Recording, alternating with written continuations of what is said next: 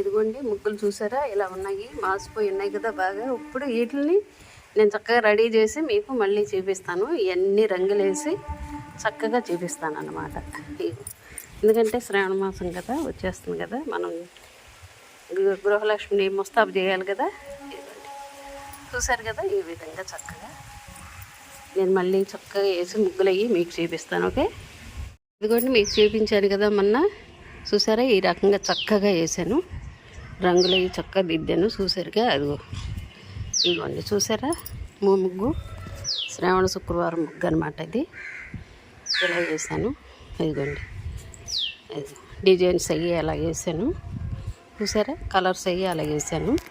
ఇప్పుడు మళ్ళీ మనం అమ్మవారికి పసుపు రాసి బొట్లు పెడతాం కదా గుమ్మాలకి, అయ్యో ఆ రకంగా పెట్టాను.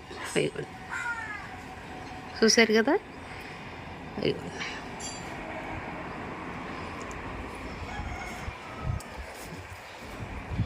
ఇదిగోండి మీరు కూడా చక్కగా అలా పెట్టుకోండి.